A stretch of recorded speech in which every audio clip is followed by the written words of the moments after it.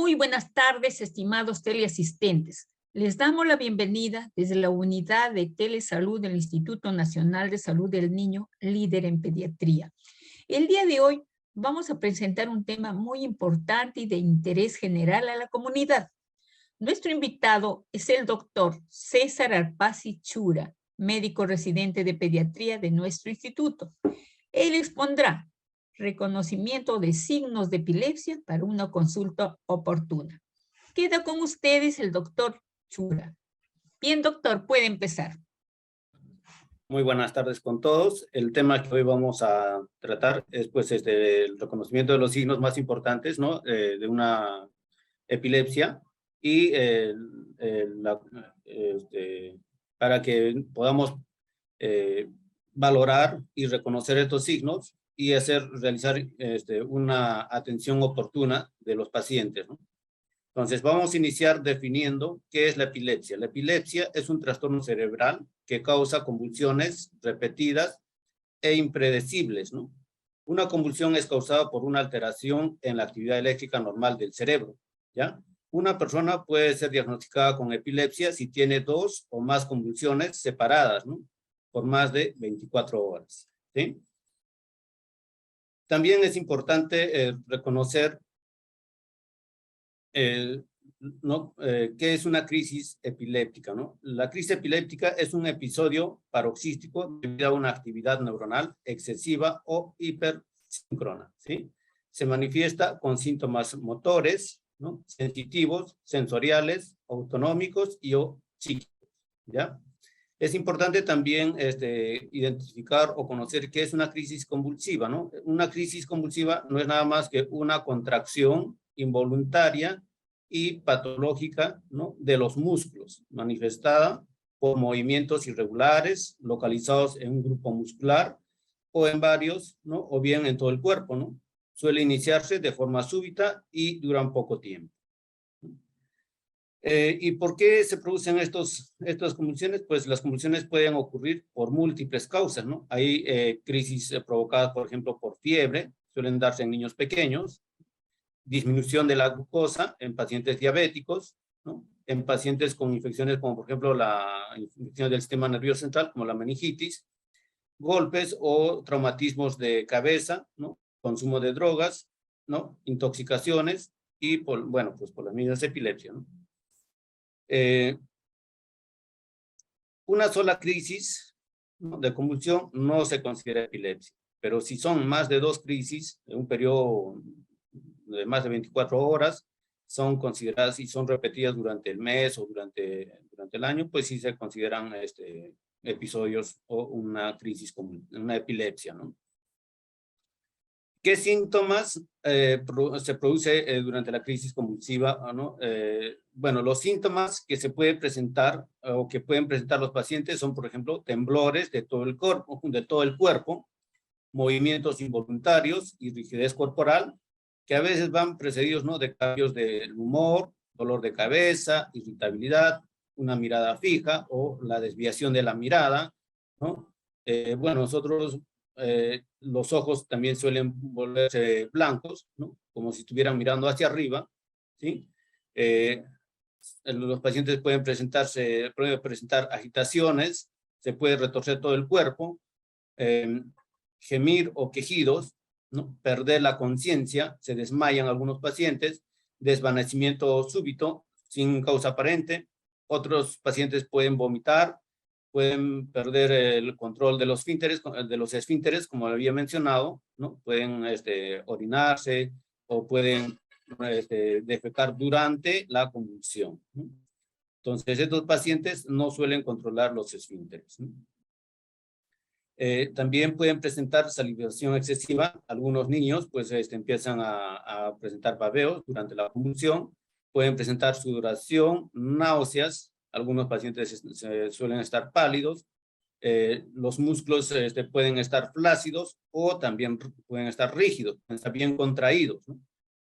Algunos pacientes, como había mencionado, presentan pérdida de la conciencia, pérdida de la memoria transitoria y tendencia al sueño, ¿ya? Están somnolientos. Entonces, esos son los síntomas y los signos que suelen presentar estos pacientes. Estos síntomas vamos a ir reconociéndolo a lo largo de esta ponencia para que, pues, como padres de familia puedan reconocer estos síntomas y acudir inmediatamente a un establecimiento de salud con su niño, ¿no? Para una atención oportuna. ¿Cuáles son las causas de la epilepsia, ¿no? ¿Por qué se producen estas convulsiones? Pues las convulsiones se pueden producir debido a, por ejemplo, a tumores cerebrales que puede presentar el paciente, ¿no? A infecciones cerebrales, como les había mencionado, a una meningitis, a una encefalitis o neurocisticercosis, ¿no? Algunos síntomas pueden ser algunos síndromes genéticos, ¿no?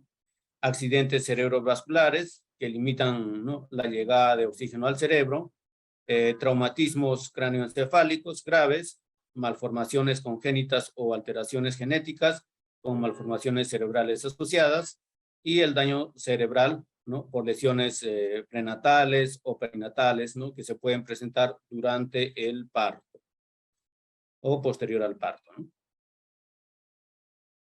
¿Qué debo hacer cuando existe una crisis convulsiva, ¿no?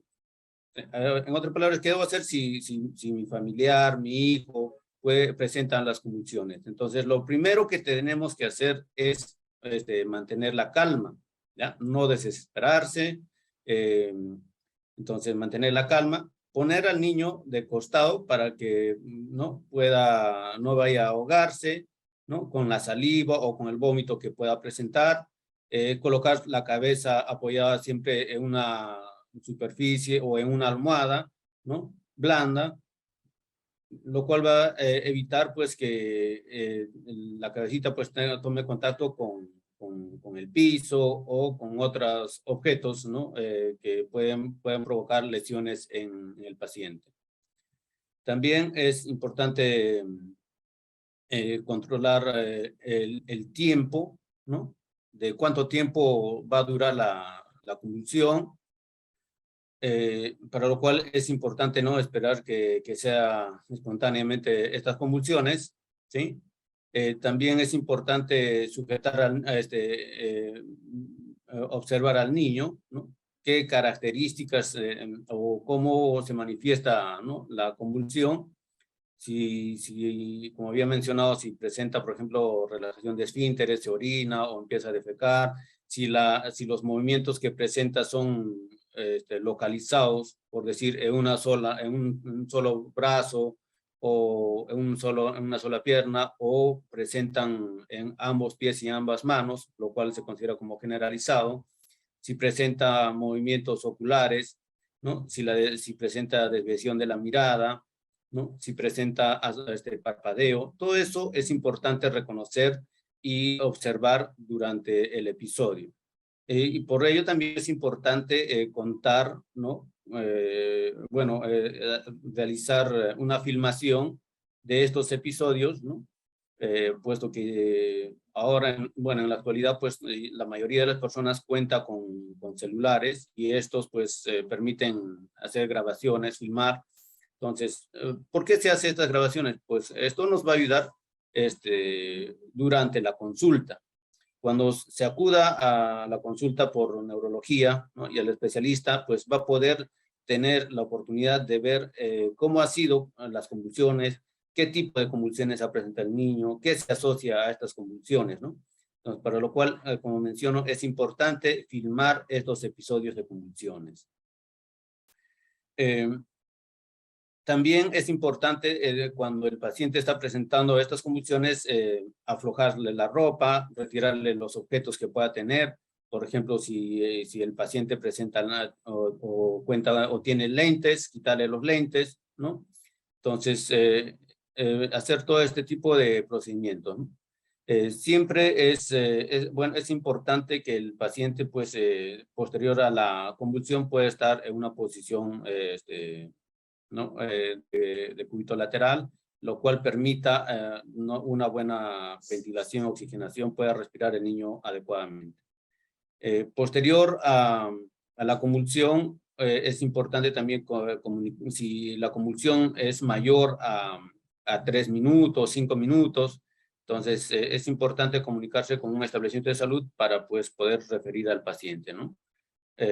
Para una atención adecuada. Entonces, ¿qué debemos hacer una vez que ha pasado la crisis, ¿no? Entonces, una vez que ha pasado la crisis, es importante valorar el estado de conciencia del niño, cómo está, ¿no? Si responde a las preguntas, dependiendo de la edad, si responde al estímulo que nosotros podamos hacerle, ¿no? Colocarlo en posición lateral, como habíamos mencionado, asegurarle la vía aérea, ¿no? Lo cual va a permitir que pues, el paciente pueda respirar tranquilamente, ¿no? Tranquilizarle, hablarle al paciente, avisarle a los familiares sobre estos episodios, ¿no? Y también al médico para, pues, posteriormente tomar conductas o medidas apropiadas para el tratamiento del paciente. Algunas instrucciones para la familia en caso de crisis, ¿no? Por ejemplo, como ya han mencionado y vamos a reiterar reiteradamente, ¿no? Por ejemplo, la posición de cúbito lateral que debe presentar el paciente, colocarle al paciente un objeto blando debajo de la cabeza, lo cual le va a permitir evitar contusiones de la cabecita con objetos o contra el piso, ¿no? No es, es importante no sujetar al paciente durante su episodio, ¿no? Dejarlo ahí nomás y observarlo, ¿ya? No colocarle objetos, por ejemplo, en la boca. Generalmente algunas personas tienen tendencia o la creencia de que pues se van a morder la lengua o se van a asfixiar, entonces tratan de ponerle cucharillas o ponerle un pañuelo, ¿no? Lo cual, pues, al contrario, en lugar de ayudarle, pues, puede obstruirle la vía aérea y va a dificultar, va a hacer que el paciente se complique durante su crisis, ¿no? Entonces, no se debe detener los movimientos de los pacientes. Bueno, como yo le había mencionado, no meter los dedos en la boca del paciente. Si el paciente presenta una convulsión mayor a 3 a 5 minutos, pues es importante acudir inmediatamente al establecimiento de salud para que se le pueda administrar el tratamiento oportuno, ¿no? En el caso de que los pacientes hayan presentado estos episodios por primera vez. Y si ya son episodios reiterativos, el paciente recibe tratamiento y control médico ya por especialidad, entonces, en estos casos, pues, podemos darle, ¿no?, su tratamiento que está recibiendo, ¿ya? Es importante también no suspender la medicación, ¿no? Puesto que se han visto casos, ¿no?, de que pacientes suspenden la medicación y posterior a ello, pues, estos pacientes suelen descompensarse y presentar estos episodios de convulsiones. ¿Cómo debe estar, o qué características debe reunir la posición lateral de seguridad, como lo llamamos, ¿no? Primero, colocar al paciente boca arriba, totalmente estirado, ¿no? Situarse a la derecha del paciente, estirarle el brazo derecho, flexionar el brazo izquierdo sobre su cuerpo, ¿no? Flexionarle la pierna izquierda, girar el cuerpo ascendiéndolo o rodar hacia la derecha, ¿no?, hasta que se pueda quedar de lado o de costado, ¿no? Colocar la mano izquierda debajo de la mejilla derecha, ¿no? La cabeza debe estar girada hacia el lado para evitar atragantamientos. La persona que socorre, ¿no?, debe estar a la derecha y estirar a la víctima hacia ella, ¿no? Y la postura debe estar estable, debe permitir que la respiración sea correcta y que de forma periódica puede comprobarse la respiración, ¿no? Es importante que en esta posición el paciente pueda respirar adecuadamente. ¿Por qué se le coloca al paciente en decúbito lateral, no? Pues posterior a la convulsión, porque generalmente pues los pacientes suelen estar con tendencia al sueño, ¿no? Suelen estar somnolientos posterior a la convulsión porque hay un esfuerzo físico que realizan durante estos movimientos, ¿no? Que pueden ser tónico-clónicos. Y también al ponerlo en una posición de cúbito lateral o de costado, pues evitamos de que la lengua pues pueda obstruir la vía aérea, ¿no? Entonces, en esta posición, pues el paciente puede estar respirando adecuadamente, ¿no? Con una buena ventilación. Y al mismo tiempo, pues la posición de los brazos o las piernas que habíamos mencionado, pues están flexionadas para que, pues gracias a esta posición, no puedan girar, ¿no? Hacia el otro lado, ni hacia adelante. Entonces, en esta posición, pues permite que el paciente esté estable posterior a la convulsión y pueda ventilar adecuadamente.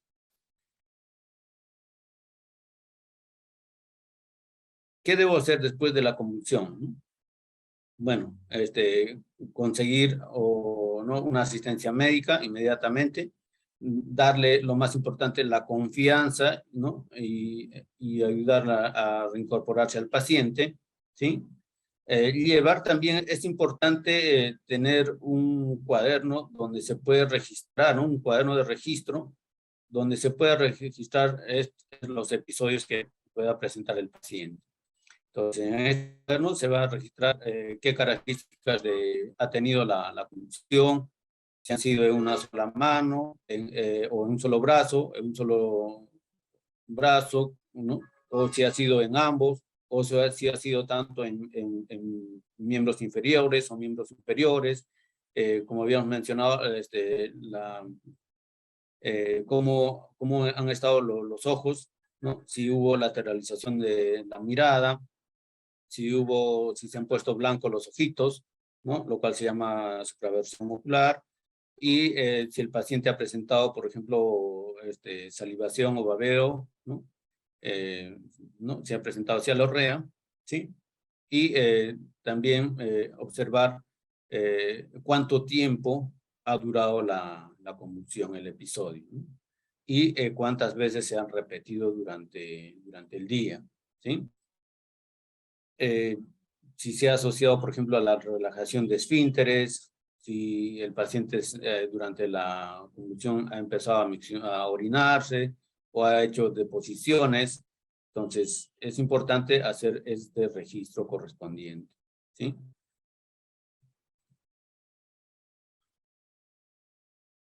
Entonces, ¿cómo controlar la crisis epiléptica? Es importante darle al paciente la medicación que viene recibiendo, en el caso ya de pacientes conocidos o pacientes que, bueno, ya están recibiendo tratamiento, ¿no? Y también hablar con el médico durante la atención médica, ¿no? Sobre algunas particularidades que haya podido presentar el paciente durante su crisis epiléptica o sobre el tratamiento que viene recibiendo, ¿no? Cuál la dosis, la vía de consumo del medicamento, ¿no? El tiempo en el cual debe consumir, la cantidad, ¿sí? Es importante tener presente estas pautas, ¿no? También es importante reconocer las causas desencadenantes de las convulsiones, ¿no? Si puede ser por estrés o si el paciente ha presentado previo a las convulsiones episodios de fiebre, si ha presentado alguna enfermedad asociada, por decir, un resfrío común o si ha presentado diarrea. Entonces, es importante reconocer todos estos factores, ¿no? Que puedan permitir una mejor atención y tratamiento del paciente. Observar también cómo es el sueño del paciente, si duerme adecuadamente, ¿no? Si realiza ejercicios, ¿no?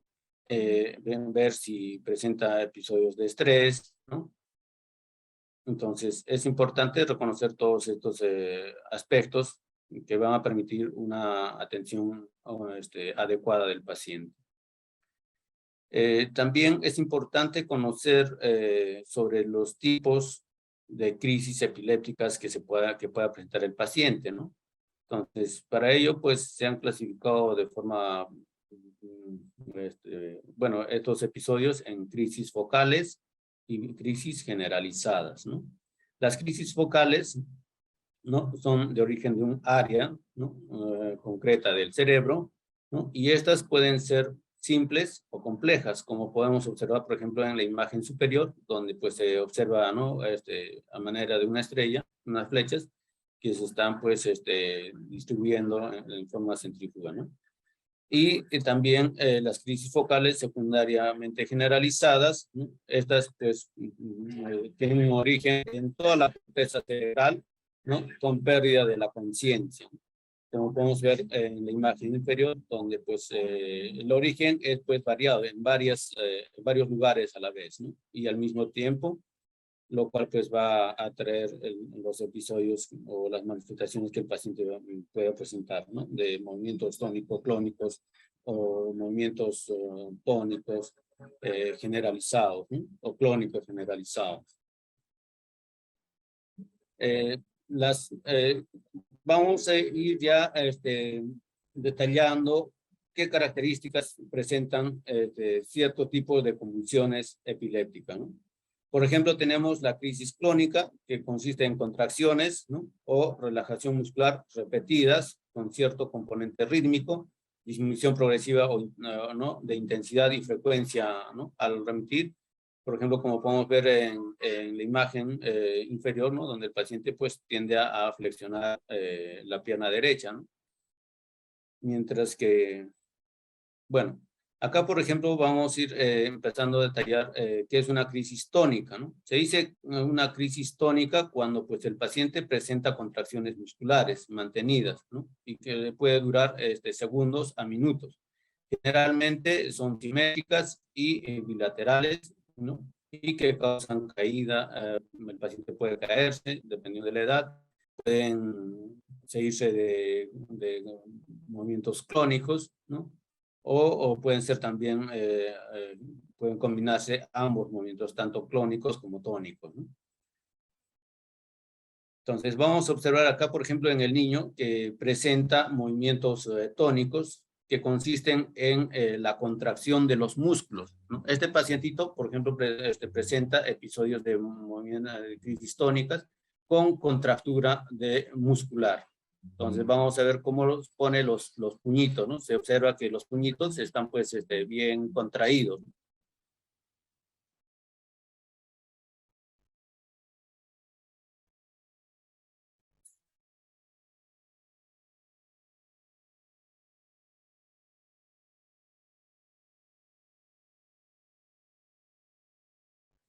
Entonces aquí ya ha pasado el episodio, ¿no? Ha sido segundos, pero ha sido con contracción muscular. Entonces, este tipo de convulsión se le denomina convulsión o crisis tónica, ¿no? Porque hay una contracción muscular, ¿sí?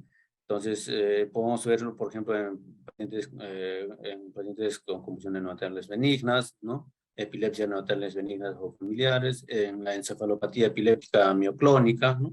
Se puede observar estos episodios.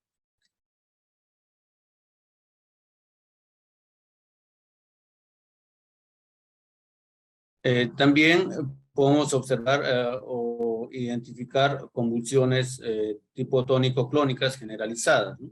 Que consisten, por ejemplo, en que el paciente pues presentan movimientos de rigidez asociados o combinados con estiramiento de los músculos, ¿no? Lo cual pues se conoce como convulsión tónico-clónica, como podemos ver en esta imagen, ¿no? Donde pues este pacientito pues presentan estos episodios, ¿no? Pueden estar asociados también a episodios de apnea, aumento de la frecuencia cardíaca, ¿no? Pueden presentarse coloración azulada, ¿no? Los labios pueden ponerse azulados por la dificultad respiratoria que presentan durante estos episodios, ¿no? Entonces, por ejemplo, este pacientito está presentando su episodio, ¿no? Ese movimiento de las sacudidas es pues el movimiento clónico, ¿no? Donde el paciente pues presenta durante su episodio de crisis, asociado a contractura muscular, ¿sí? Entonces, como en este paciente pues presenta las convulsiones en ambos miembros superiores e inferiores, pues es considerado como un episodio convulsivo tónico clónico generalizado, ¿no?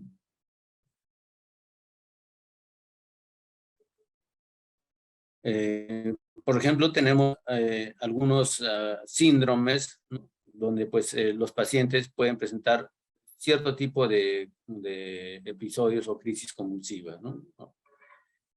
Por ejemplo, en el síndrome de Ohtara, donde pues el paciente puede presentar movimientos o crisis tónicas, focales o generalizadas, ¿no? Como podemos ver en este pacientito, ¿no?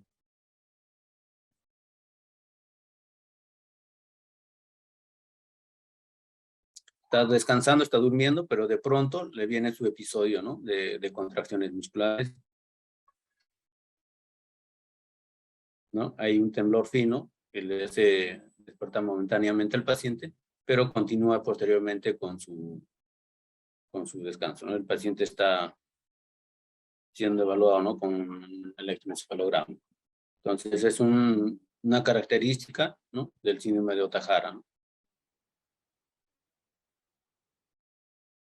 También existe el síndrome de West, ¿no? Que consiste en espasmos epilépticos que presenta el paciente, ¿no? ¿Qué son los espasmos epilépticos? Pues son las contracciones bruscas o breves con movimientos de flexión o extensión del cuello, ¿no? Separación o aproximación de los miembros superiores, flexión o extensión de los miembros inferiores, ¿no? Pueden ser de inicio o al final, ¿no? Pueden ser bruscos y se repiten habitualmente en salvas, ¿no?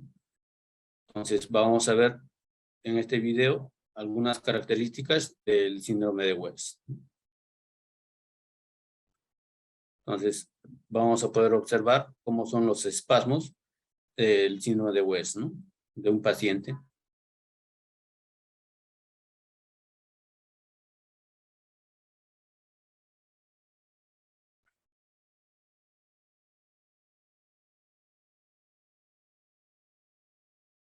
Ahí, ¿no? Ahí se observan los espasmos que presenta el paciente.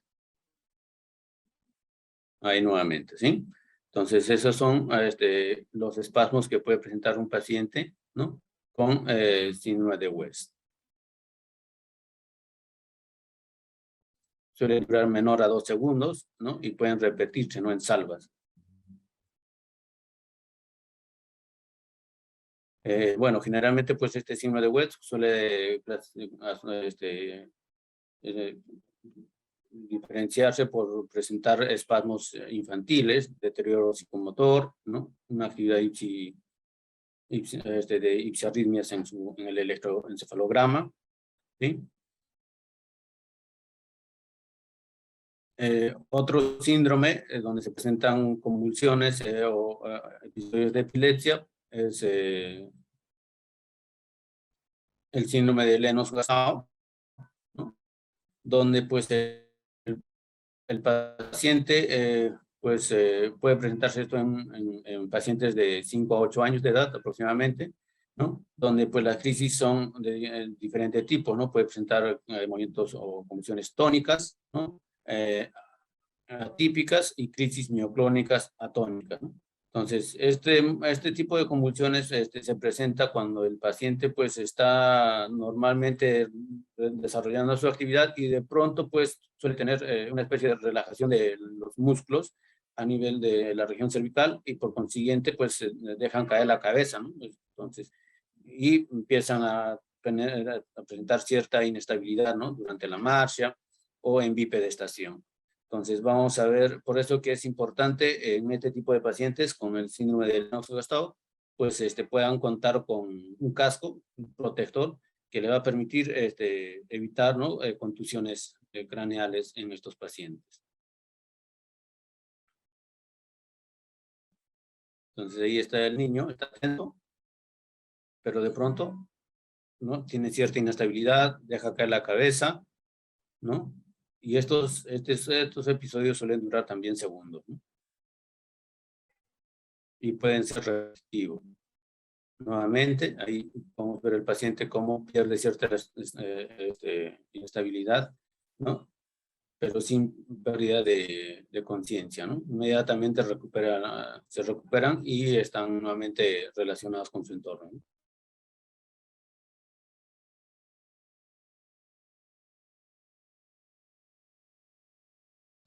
Este cuadro es típico, ¿no? De un paciente con síndrome de Lennox-Gastaut, ¿no? Nuevamente se repite el episodio, pero el paciente recupera inmediatamente, ¿no? También existen otros tipos de crisis, por ejemplo, son las crisis mioclónicas palpebrales, donde pues los pacientes tienen tendencia a cerrar los ojos, pero con una persistencia de los movimientos palpebrales, ¿no? Como podemos ver en este paciente.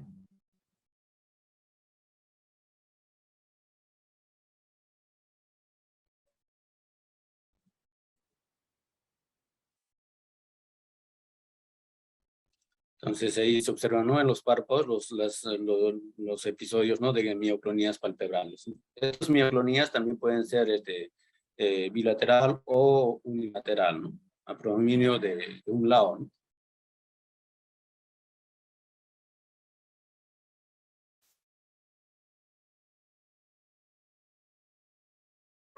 Otros tipos de crisis mioclónicas son, por ejemplo, ¿no? Las mioclónicas que consisten en sacudidas musculares, que pueden ser bilaterales, pueden ser simétricas, súbitas y breves, ¿no? Pueden durar segundos y que pueden causar, ¿no? Desplazamiento sin alteración de la conciencia, ¿no? Como podemos ver en esta imagen, en este video, pues esta paciente está realizando actividad cotidiana, está comiendo, pero de pronto empiezan, ¿no? Sus movimientos mioclónicos, ¿no?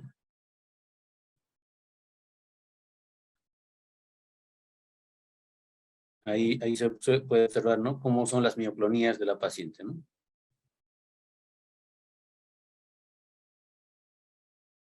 Son una especie de temblores que presentan, ¿no? En los miembros superiores, ¿no? En este caso en la mano o miembro superior izquierdo, ¿no?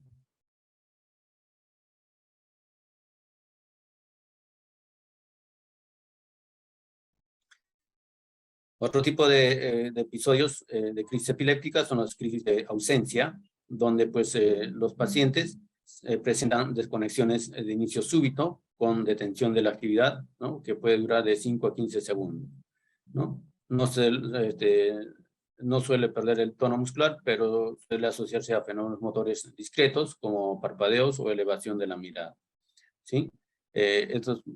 Por ejemplo, en este paciente, pues está realizando su actividad, de pronto empiezan a presentar un episodio de crisis, ¿no? De ausencia, donde pues se observa que dejan de hacer lo que estaban haciendo, ¿no? Con una mirada perdida.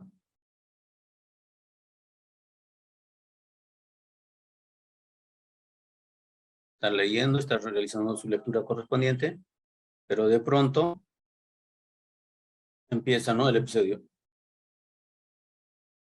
Ahí estamos viendo, ¿no? La ausencia que presenta la paciente. Miren, deja de hacer su actividad, la mirada, ¿no? Es una mirada perdida, pero de pronto empieza a recuperar, ¿no?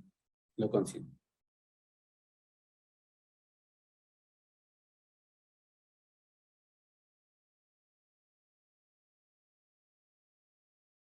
Entonces, estos episodios suelen bruscamente ir recuperando la actividad que está realizando, ¿no?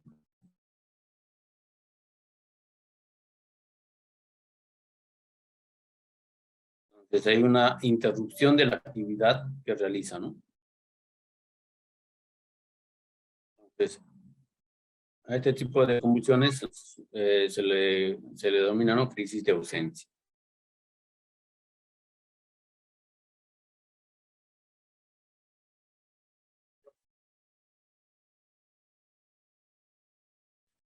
Otro tipo de convulsiones podemos observar las crisis atónicas, ¿no? Que consiste en una pérdida súbita de tono que puede afectar la cabeza, tronco, extremidades y frecuentemente causan caída.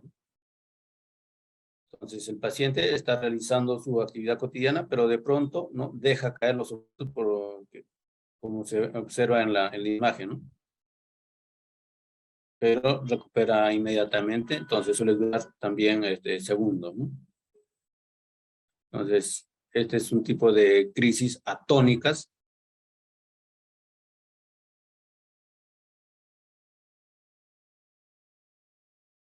Ahí se ve nuevamente, ¿no?, el episodio.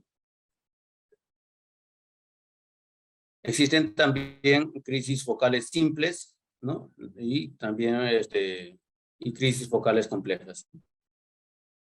Entonces, las crisis focales simples son episodios de convulsión con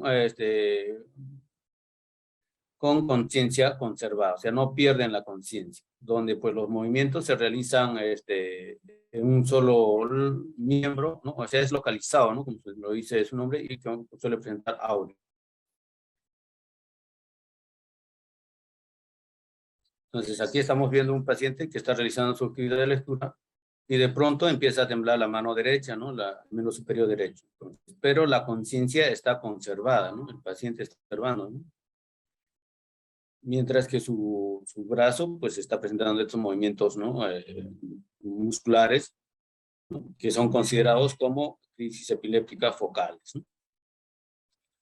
Nuevamente lo vamos a observar. Entonces, acá el paciente está realizando la lectura y empieza a tener estos movimientos, ¿no?, musculares del antebrazo y mano derecha, ¿no? Entonces, es una crisis focal simple. Las crisis focales complejas, hay una alteración del nivel de conciencia y hay alteración de la memoria. El paciente no recuerda haber tenido una crisis o no recuerda lo que ha ocurrido, ¿no? Entonces, en estos casos, hay una alteración, ¿no?, en cuanto a la atención y a la orientación. Entonces, acá tenemos un paciente que está ingresando a un restaurante y de pronto empieza a presentar la desorientación. Ya en esos momentos, ¿no?, el paciente empieza a presentar su episodio.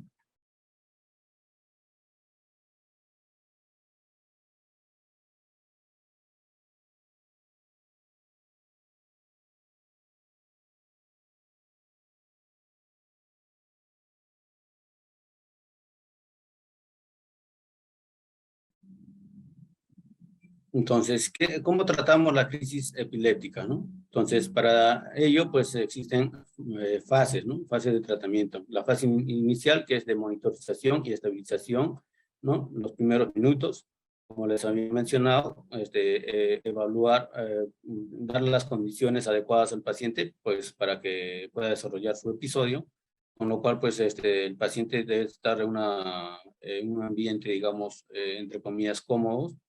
O sea, ponerle, por ejemplo, la cabeza sobre la cabeza, debajo de la cabeza almohadas, lo cual va a evitar de que el paciente, si está presentando sus convulsiones en el piso, pues evita que la cabeza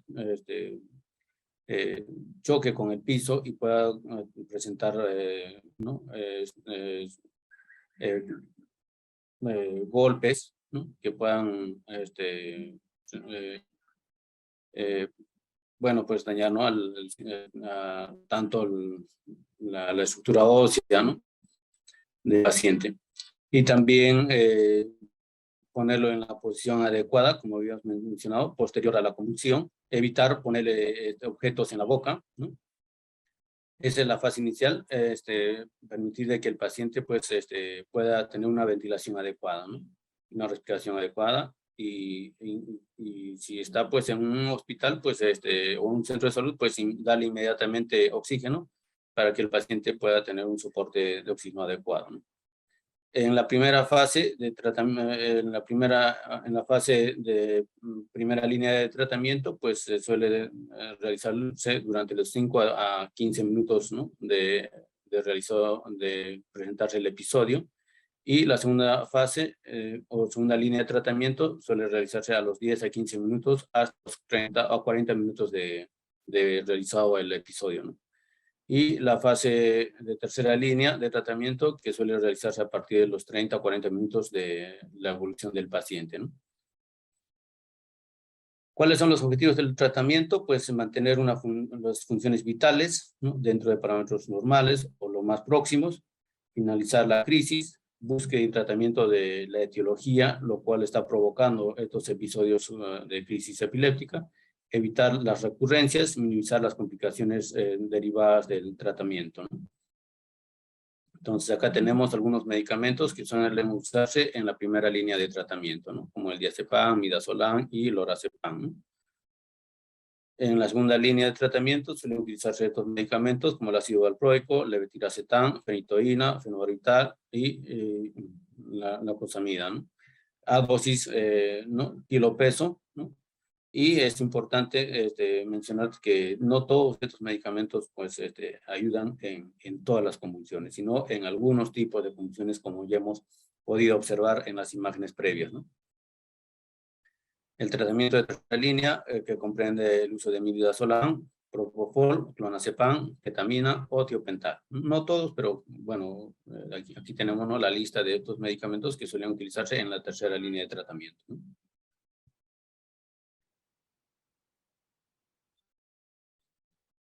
¿Qué información son importantes, ¿no?, para el centro de atención infantil, ¿no? En el caso del niño con crisis convulsivas conocidas, la escuela debe contar, ¿no?, con una ficha de información sobre la patología que presenta el niño, de tal suerte que pueda hacer la atención inmediata o la referencia oportuna del paciente a un establecimiento de salud. Entonces, ¿quiénes son responsables de esta atención o de esta actividad inmediatamente? Que pues el equipo directivo de la escuela infantil, ¿no? Es importante. El tutor o el profesor de aula tiene que tener conocimiento de que el paciente, pues, o el niño sufre o tiene diagnóstico de epilepsia, ¿no?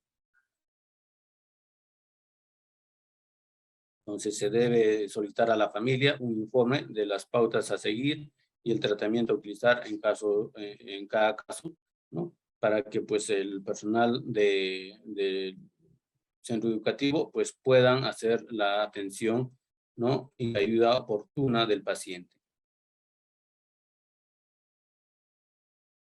Entonces acá tenemos algunas preguntas que pues suelen plantearse, ¿no?, a los familiares, ¿no? La epilepsia es una enfermedad neurológica o mental, ¿no? Entonces, generalmente, pues, se tiene el mito o la costumbre, ¿no?, o la idea de que pues, algunas personas eh, piensan de que, pues, la epilepsia es una enfermedad mental, ¿no? Pues, lo cual es erróneo, puesto que esta enfermedad, pues, es una enfermedad, no es una enfermedad mental, sino más bien una patología neurológica, ¿no? ¿Todas las convulsiones son iguales? Pues no, como hemos podido observar, pues todas las convulsiones tienen características diferentes de acuerdo a la patología, ¿no? Como se ha podido observar en los videos, pues hay movimientos que son de contracción muscular, relajación de esfínteres, salivación, movilización de los párpados, ¿no? Desviación de la mirada. Entonces, no todas las convulsiones presentan estos síntomas, ¿no?, estos signos que hemos podido observar en el transcurso de la presentación. ¿Qué factores de riesgo pueden desencadenar una crisis epiléptica, no?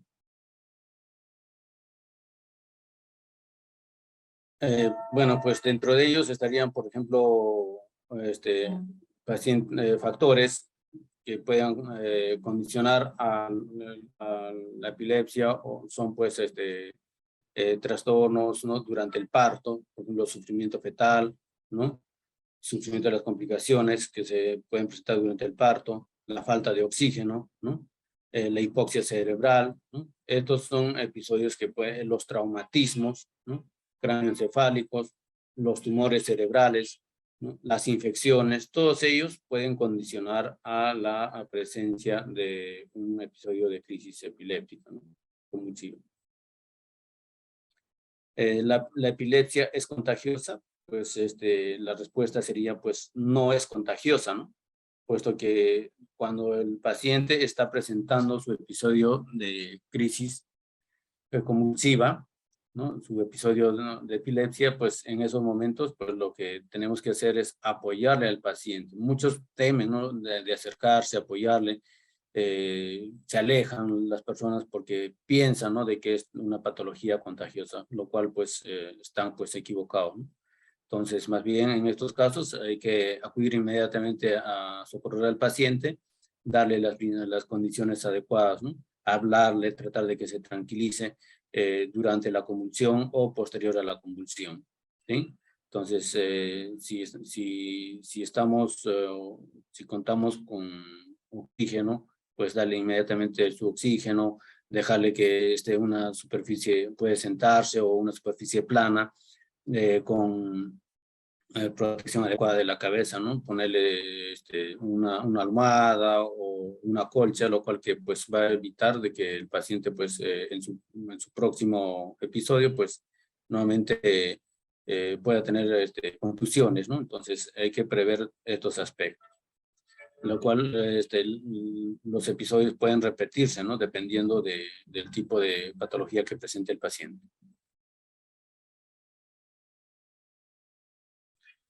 ¿No? Todas las personas con epilepsia deben evitar las luces parpadeantes, pues no siempre, ¿no? Porque hay episodios de epilepsia que se desencadenan de acuerdo a las luces, ¿no? Que son parpadeantes, que son cambiantes. Entonces, es importante para ello hacer estas preguntas, ¿no? Al especialista durante la consulta para que pues el paciente tenga posterior a su consulta una atención o medidas adecuadas, ¿no? Entonces, es importante tener tomar en cuenta este aspecto, ¿no? De la luz parpadeante, lo cual pues puede desencadenar en algunos casos episodios de convulsiones.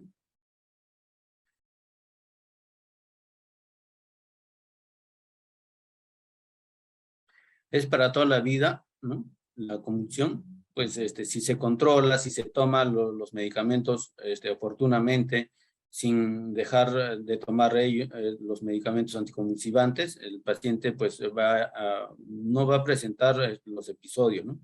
Pero si no se controla, no hay un apego al tratamiento, entonces los episodios pueden repetirse, ¿no? Con mucha frecuencia. ¿Cómo actuar durante una crisis epiléptica, ¿no? Lo fundamental es, lo más importante, pues como los había mencionado, es mantener la calma, ¿no? Entonces,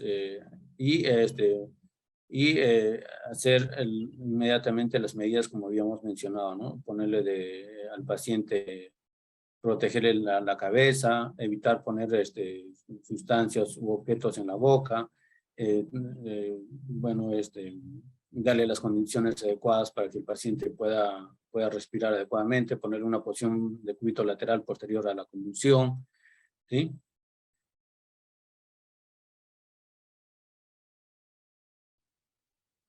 ¿Y cuándo acudir a urgencias? Pues acudir inmediatamente posterior al primer episodio, ¿no? No dejar pasar, ¿sí? No dejar pasar, por más simple que parezca el tipo de convulsiones, ¿no? Ya sea el parpadeo, por ejemplo, como hemos visto en la paciente. Entonces, todos estos episodios pues deben ser tratados inmediatamente posterior a la convulsión. Algunos piensan que durante la convulsión, pues el paciente puede tragarse la lengua, ¿no? Lo cual, pues, es un poco dudoso o no difícil, puesto que no ocurre para ello, pues es importante más bien ponerle al paciente una posición de cúbito lateral, lo cual va a evitar de que el paciente, si está boca arriba, pues la lengua caiga y obstruya, ¿no? La vía aérea. Entonces, con esto estamos culminando estas diapositivas. Si tuvieran alguna pregunta o duda para poder absolverlas. Y muchas gracias. Muy bien, doctor. Le voy a transmitir las preguntas que nos han llegado. Ya.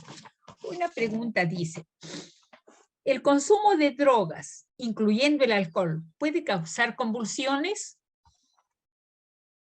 Sí, ¿no? Las drogas pueden desencadenar episodios de convulsiones, ¿no? Entonces, ya les había mencionado, ¿no? En una de las causas donde pues se detalla este aspecto, ¿no? Ya, bien, doctor. Incluyendo el alcohol, ¿no es cierto? Sí, porque si el paciente está recibiendo tratamiento, pues no, por ejemplo, adolescentes que reciben ya tratamiento de epilepsia, pues el alcohol y el consumo de los fármacos, pues va a hacer que se antagonice el efecto y pues el paciente vuelva a presentar su episodio de convulsión. Bien, doctor. Nos pregunta aquí una señora, ante convulsiones por fiebre, ¿qué hacer? Ya, en episodios de convulsión febril, pacientes, esto suele presentarse generalmente en pacientes menores de 5 años, ¿no? Entonces, en estos casos, lo más importante es, pues, tratar de bajar la temperatura del paciente, ¿no? Y también, de hecho, darle un antipirético, ¿no? Entonces, ¿cómo bajamos la temperatura? Pues mediante medios físicos, ¿no? Que consisten en utilizar pañitos de agua, pañitos, ¿no? Mojados, ¿no? En agua fría, húmedos, pañitos húmedos, los cuales pues se suele colocar en las axilas, en la frente, ¿no? Y también desabrigarlo al paciente cuando está presentando aumento de temperatura, ¿no?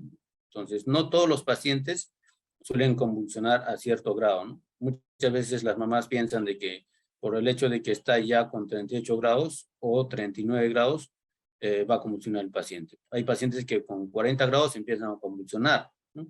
Y en algunos casos, apenas llegan a 38 grados, empiezan a presentar su convulsión. Entonces, en estos casos, hay que desabrigarlos y se puede hacer los medios físicos y darle, pues, ¿no? Su paracetamol de acuerdo a la dosis que le corresponde, ¿no? Y de todas maneras, siempre llevarlo a un establecimiento de salud para su atención inmediatamente, de acuerdo al peso, ¿no? Del paciente. Bien, doctor. Nos llega otra pregunta. ¿Qué daños cerebrales puede causar una convulsión? Sí, las convulsiones, los golpes, por ejemplo, ¿no? Suelen, no inmediatamente, pero a largo tiempo pueden provocar episodios de convulsión. Bien, doctor. Dice, la crisis de terror nocturno en infantes, ¿se la puede considerar como una convulsión o como un trauma psicológico? Una crisis de terror como un trauma, pues, ¿no? Ya, pero crisis de terror nocturno, o sea, no es convulsión, sino trauma psicológico. ¿Sí? Sí. Ya, doctor. A ver. Bueno, ya le contestó a la mamá que sí. Ya. Doctor, por el momento no tenemos muchas preguntas, más bien felicitaciones, doctor, muy entendible. Felicidades, doctor, muy didáctico. Eso es lo que está manifestando el público que el día de hoy se conectó. Por favor, alguna recomendación, la más importante final para el público presente. Bien, bueno, ante todo muchas gracias. De todas maneras, siempre no, cuando el paciente o su familiar presente episodios de convulsiones, ¿no? Brindarle las condiciones adecuadas, ¿no? Para que el paciente pueda, si vale el término, desenvolver su crisis, ¿no? Porque en ese momento no podemos sujetarlo, al contrario, hay que dejarlo libre, de tal suerte que el paciente no pueda lesionarse, ¿no?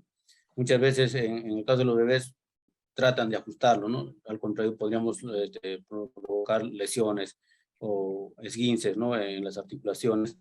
Entonces, en estos casos, dejarle sobre una superficie blanda, puede ser la cuna o la cama, ¿no? Y si es ya un adolescente, tal vez de 17, 16 años, entonces, si ha presentado pérdida de conciencia y la convulsión se realiza en el piso, entonces, ponerle un objeto blando, ¿no?